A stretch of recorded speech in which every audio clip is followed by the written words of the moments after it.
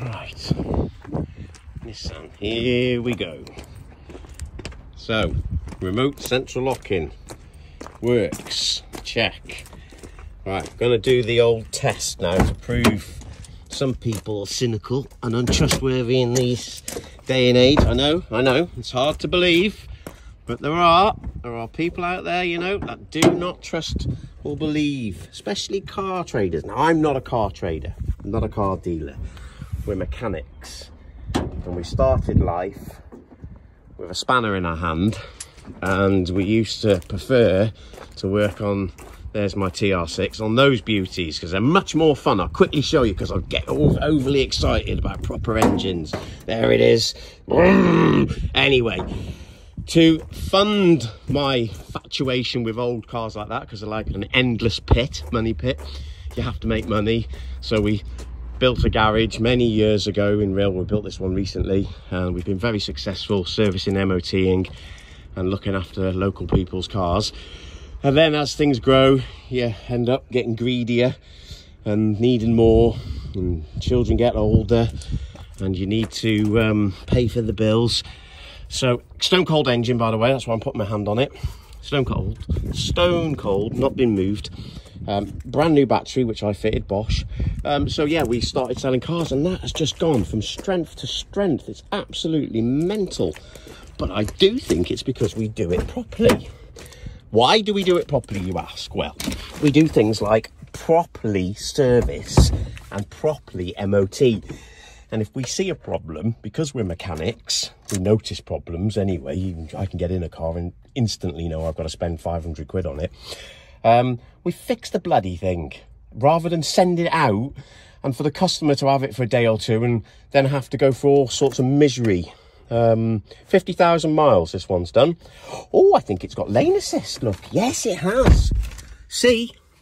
Oh, it's a posh one, look. It's got that thing there that warns you when someone's coming past you. And you can see it's got those green lights that come up there. Hang on. Where is it? See that? So it's got, must have parking sensors, definitely got navigation, and it's got lane assist, and it's on the passenger side as well. This is a posh one. Rub the dash, tell her she's a good girl, and away she goes. I don't know how long it's been stood here. It'll be a little while, because they do sometimes, I'm afraid. They sit here. I'd like to see them off. Oh, so it's got auto stop. My advice is you never use that because it wears out your bloody start motor. It's a daft idea and it doesn't do anything for the environment. You can press that button there and that changes stuff on here. It tells you what you've got to the gallon, I guess. Yeah. Miles per hour's not doing it. Hasn't been anywhere, has it? So there you go. We've got 166 miles range in it at the moment, it reckons, but that's because it hasn't been set. So let's try the windows. Windows down, windows up. Is that auto? No. How odd. Windows down, windows up, window down. I mean, we check all of this sort of stuff anyway on our PDI, but customers, I tend to get, they'd like to see it working. Electric mirrors are here. That must be the thing to turn off the rear parking. So, oh, I don't know what that does. What does that do? So a speaker and two rings around it. Could be a cloaking device. So I don't know. It might not be a cloaking device, so let's find out if it's got parking sensors. So it's definitely got a rear parking camera, but I don't know whether it's got parking sensors. I'll have to get out and have a look. Don't think I heard a bum beep, no. Right, so it's got that. It's got sat nav. Obviously, it's got the radio and other stuff. Connect your phone to it, which you can do from here. Cruise control. So all of those things seem lovely, and it runs very nice. Obviously, being a Nissan, it will do. It'll probably outlive me and you.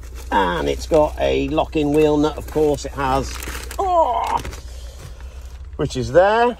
With it's even got the Nissan code card as well, so if there's ever the need to do wonderful stuff. And we've got the owner's manual, and the service history is all in there, which, if I remember rightly, is full. And we will fully service it regardless of whether or not it needs a full service. So when we say fully service, We mean things like oil filter, air filter, fuel filter, antifreeze, brake fluid. All the wheels come off, they're rotated. Oh, excuse me. And all the brake linings are checked. A lot of it's done on MOT, to be perfectly honest. So there we go. Screen wash and things. So we don't just put some screen wash in it and an oil filter and oil on it. It's done properly. So we have a look at the bodywork. Well, it's pretty, isn't it? It is pretty. There's a couple of marks on it, which you'll have to forgive it. So we'll go with the wheels.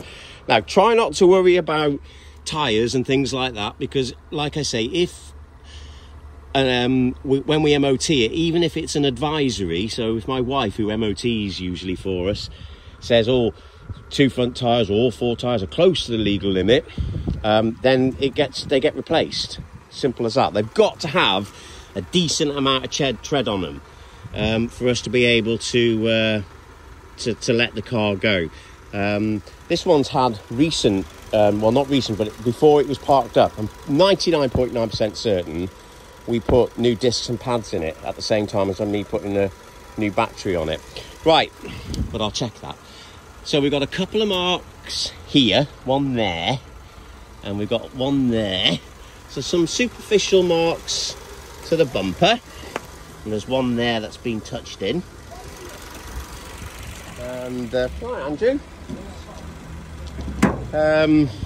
So bonnet, nothing to report there. Screen is all good. Roof is lovely. We have nice silver wing mirrors as well. Good down this side. That's nice, isn't it? Colour combination. When we look down this door panel, there doesn't seem to even be a car park ding in that. That's actually very good. Alloy is remarkably good as well. Usually they've gone bloody awful, to be honest with you. Like, they lack appeal normally, but yeah, they're good. Oh, so we've got a little mark there. I can't really get round the back here. Let's see if I can pull it forward. Of course I can. Of course I can pull it forward. I'm a man. I'm the best driver in the world as well.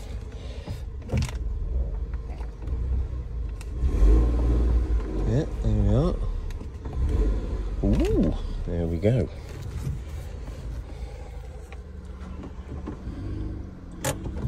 Okay.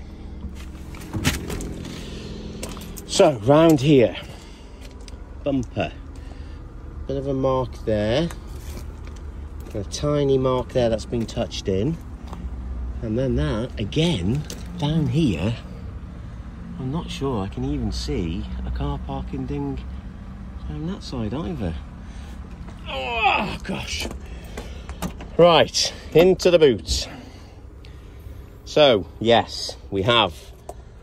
Now, you never get a spare tyre these days. You get, usually, if you're lucky now, you get a bottle that says, here, use this in case, there it is.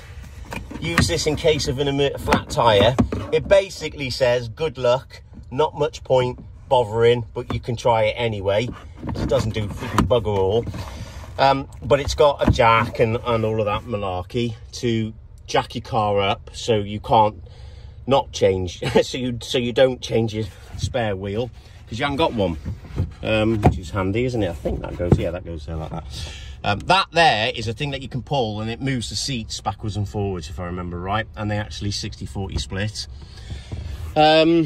Yeah, so 99.9% of breakdown recoveries now have well, all of them do, a multi-fit space saver, which means that if you have a flat tyre, you call upon the assistance of the breakdown company, and they come along and put that on and take you to a destination where you can get your wheel fixed. So there we are. Here's the spare seat. Good leg room, Isofix seats, 5 seat belts and a centre pull rest with cup holders for McDonald's or Burger King. We're fair here. You can go McDonald's, Burger King, wherever. Yeah, so good leg room. I'm a tad to 6 foot. My head is barely touching the sunroof, but I sit up straight and I've got spiky hairish, so that'll be why. yeah, nice place to be, and you can still see the sat nav from here, so you can backstreet drive until your heart's content. You've got side airbags as standard. I think these are NCAP 4 or NCAP 5. I'm pretty sure they're NCAP 5 actually, but don't quote me on that because there's an element of guesswork still out there. Right, I think that I have covered pretty much everything. Let's do the reverse and see if it does beep. I don't think it... Oh, it does. Oh, it didn't beep much, did it? It beep. I think maybe with that, it might not beep. I don't know. It might not be a beeper. It may be just a camera visual one. But in any event, you're going to be able to park it. Oh, crikey. You're going to be able to park it relatively easy because you can see out of it. And look at that, you even get half a tank of petrol. Mind you, that used to be worth about £1,000, but it's not so much now. The only design fault that I find with these is this. Here, you have the bonnet release and the bloody petrol cap, which is ridiculous. So you have to be careful not to pull your petrol cap and inadvertently, well, by mistake, pull... Doesn't inadvertently mean by mistake? Well, anyway, pull this bugger without realising, and then you head off down the road. Now, it has got a secondary latch on it, so it shouldn't come up. But even so, you're still going to get people saying to you, oh, your bonnet's up, you moron. So there. And it's got height adjustment on the seat. And I think these have got height adjustment on the passenger seat. So if you are... Sorry, Smarty, am I on your rope? I'm on the valet's rope. Not rope. What's it called? Hose pipe. Yeah, I'll come back in a minute. So, what were we saying? Oh yeah, so I just want to check if it's got height adjustment on here. Yes, it does. See, or does it? Oh no, it hasn't. It's just that there, adjustment for that. So just the passenger side, just the driver's side. There's your fuel filler cap. There we are. So that's it. If I've missed anything, please let me know.